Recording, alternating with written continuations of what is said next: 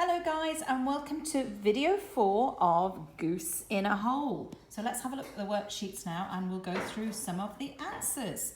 So our word of the week was worried, and our meaning here, I hope you had that. It's a verb and it means to feel concerned or anxious. So I hope you had something like that for your meaning.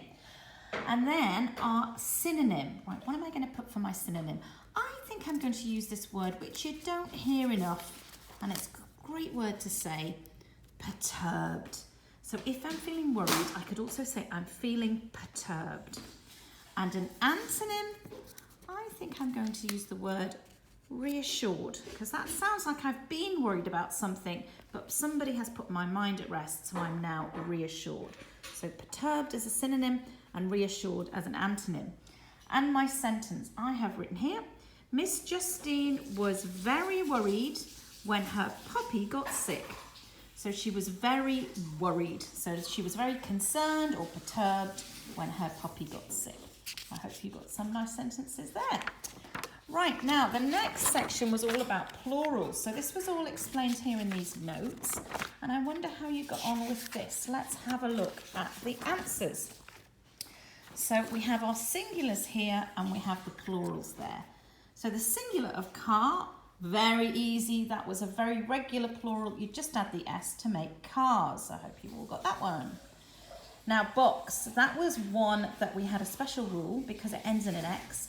To make it plural, we have to add an ES to make boxes. Cuddle, another straightforward one. We just had to add an S to make that cuddles. Man, now this is an irregular one. This is one of the ones, there's no real rule about this. You just have to learn these as you go along. And man, to make that one plural, you say men. So you change the A to an E. Unfortunately, as I say, some of these you just have to learn them. There isn't really a rule to follow. House, to make that plural, you say houses. Very simple, just add an S. And waddle print, that brilliant word we had from the Cuddly Duddly story. We just add an S to that to make waddle prints. Now boss, Mr. Buswell was the boss at the bank, wasn't he? To make that one plural, remember it ends in a double S. So we have to add ES to the end to make that bosses. And the word marsh, that's another one that's a bit irregular because it ends in an SH. So to make that plural, we have to add an ES to make marshes. Hole was an easy one, that just makes holes. Gosling, another easy one, makes goslings, just add an S. Lunch was a little bit tricky because that ends in a CH, so we have to add an ES to that to make lunches. And foot, now this was irregular as well. You don't say foots. What do you say for more than one foot? You say feet. Again, that's just another one that you have to learn. There's no rule about that. You go from foot to feet. And then woman. That's the singular, so make that plural, you just change it to women. And it looks like women, but you pronounce it women, and it's the same rule as men, where you change the A to an E. But again, you just have to kind of learn those ones. So how did you get on with those? We'll look at some more plurals next week, because there are another couple of rules on making plurals. But as I say, some of the irregular ones, as you get to, use English and read more, you'll just become more and more familiar with those.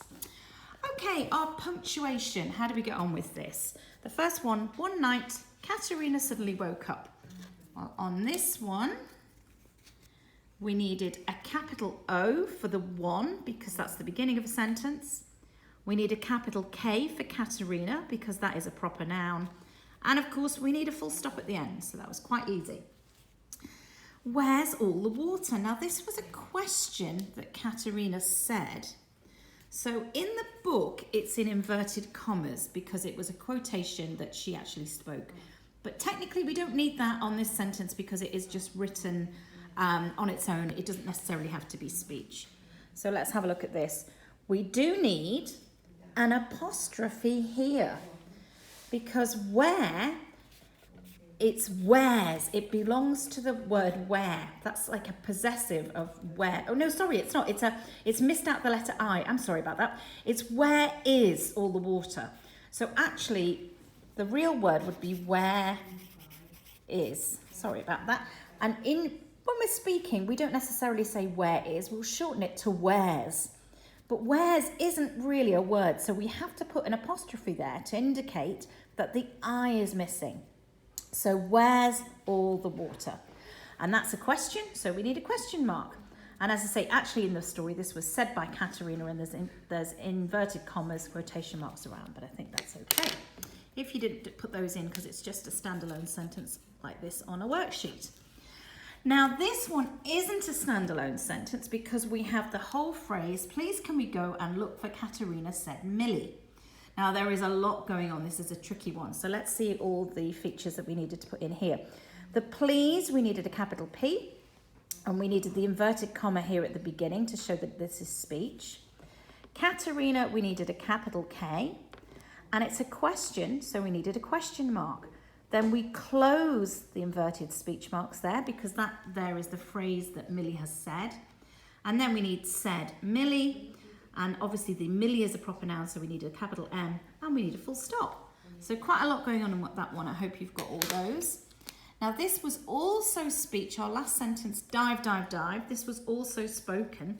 So in the book it is in inverted commas, but as I say, as a standalone sentence, you don't necessarily need that, but I would put in the exclamation marks because that's like an order, isn't it? Dive, dive, dive. It was definitely said very urgently because in the story, the little geese didn't want to get eaten by the hippos in the zoo. So definitely you need your exclamation marks. Ooh. And as each one of those technically is a little sentence on its own, you do need a capital letter at the start of each one. Now, the Judith Kerr biography quiz. How did we get on with this one, guys? I found out these information on the internet. Maybe you found out something else. If you found something else out, then do feel free to correct me because sometimes the sources that you find on the internet are not all the same.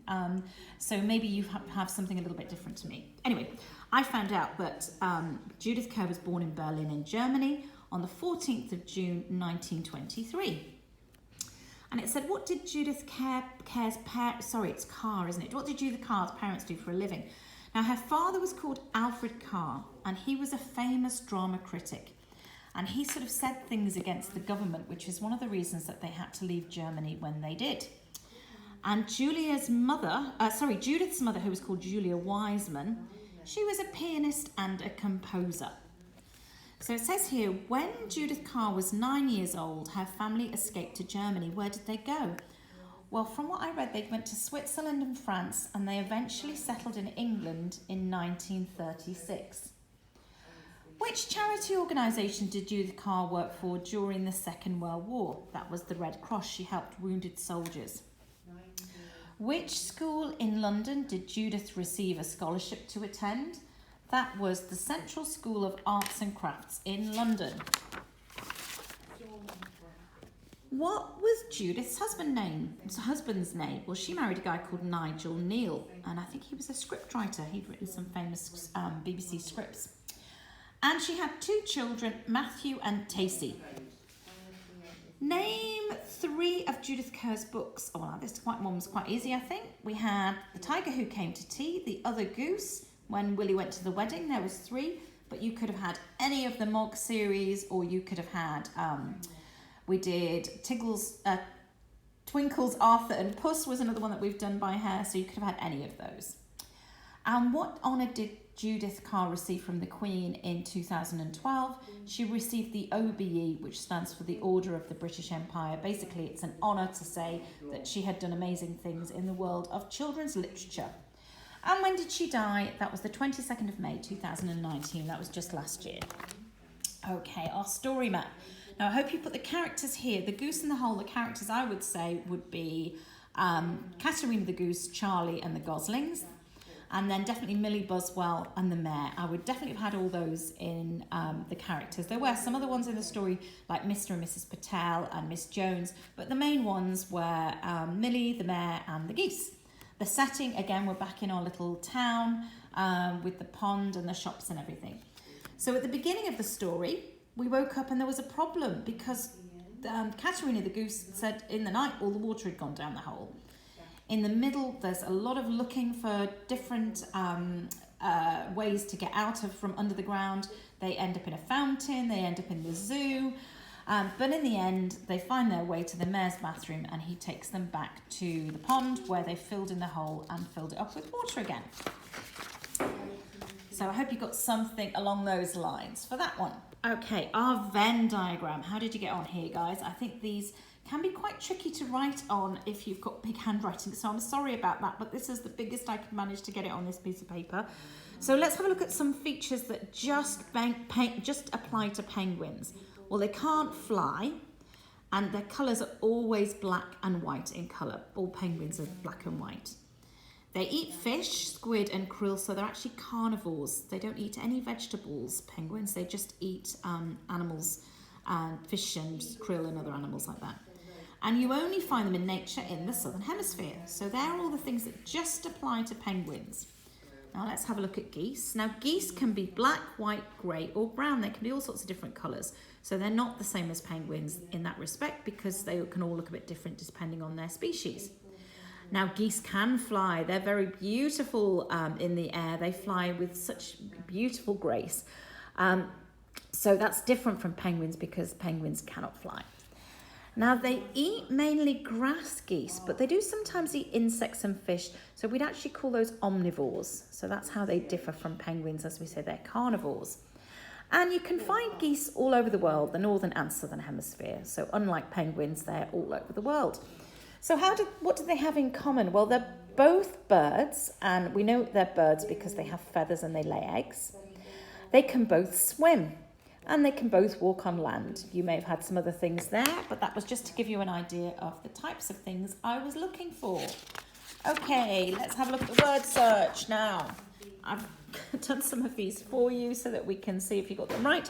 We've got underground was there, surprised was there, a jumble. Now that's a great word, isn't it? That was when everything was in a jumble. You don't hear that word every day, but when it was all a jumble, it meant all the pipes were in a right mess. So a jumble was there. Worried goes along in a diagonal, and so does pipes. The word suddenly was there going vertically down. And dive, vertical, horizontal, vertical. And then we've got water that goes that way, and bathroom. Oh, I've done that wrong. Bathroom that goes that way. So I hope you got all of those. Right, so then there was the handwriting practice. I'm looking forward to seeing that. That's a really good one for all of you to do. I think all of you could do the practice with your handwriting. But if you're in blue or purple, I would particularly like to see you do some handwriting. And then we had our maze and our find your way. I won't go over those because I'm pretty sure you could do them on your own. But let's have a quick look at Spot the Difference now. I'm not sure how many there were officially. I will have to double check. But let's see the ones I spotted. On this side, we've got one bird, and here there were two. On this side, this little goose has got its mouth closed. This gosling here, this one's got its mouth open. There's a sun there, no sun there. The eye of the goose there is looking forwards. Here it's looking down. This goose is going that way. That goose is going that way. This flower is a little bit different. That one's really sort of full and lots of different petals. This one's a little bit sort of thinner. There's a sort of droplet there on the water and it's missing from here. And here there is a little extra wing on the goose that's missing from that one. And there's a little fish in the water there. Now, there may be some more. I don't know if I spotted them all. You tell me if I got anything wrong. And then we ended up with our colouring sheet. I hope you did a great job on that. So thank you very much, guys. I will upload this shortly so you can check that you've done a good job. And then I'm working on our next book for next week, which is also by Judith Kerr, and it's called The Crocodile Under the Bed. So I will upload that one shortly when I finish that. Okay, thank you, guys. Bye-bye.